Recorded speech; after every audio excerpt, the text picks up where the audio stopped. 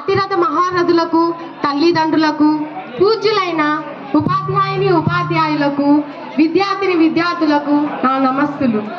ఈరోజు నిజమైన పర్వదినంలా ఉంది. నేను పర్వదినంగా ఉంది అని ఎందుకు అంటున్నానంటే, మన బడిలోని టీచర్లు, మేము, తల్లిదండ్రులు అందరూ ఒకే కుటుంబంగా అందరూ ఇక్కడ కూర్చొని జరుపుకుంటున్నాము. నాకు అందుకే అలా అనిపించింది. ఇలాంటి పండుగ రోజున నాకు మాట్లాడే అవకాశం ఇచ్చినటువంటి హెచ్ఎం గారికి నా ప్రత్యేకత ధన్యవాదాలు తెలుపుకుంటున్నాను. తల్లిదండ్రులారా, ఆలోచించండి. ఒకప్పుడు మీరంతా విద్యార్థులే. మీలో కొందరు బాగా చదువుకొని ఉన్నత స్థాయి పొందారు.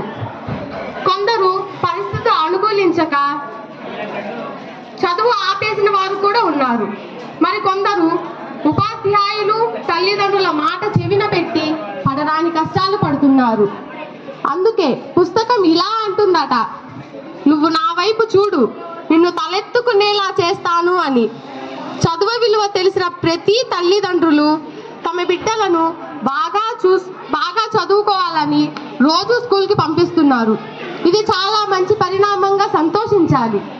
కానీ చదువుతో పాటు క్రమశిక్షణ విలువలతో కూడిన విద్య, సేవాగుణం, నిజాయితీ, నవ సమాజ నిర్మాణం కోసం పాటుపడడం వంటి అద్భుతమైన ఆలోచనయుత లక్షణాల కోసం మన పిల్లల్ని బడికి పంపాలి అని ఎప్పుడైనా ఆలోచించారా? ఉన్నత వ్యక్తిగా జీవించాలంటే పుస్తకంలోని అక్షరాలు మాత్రమే కాదు, ఉపాధ్యాయులు బోధించే వాల్యూ ఎడ్యుకేషన్ కూడా చాలా అవసరమని నేను చెప్తున్నాను.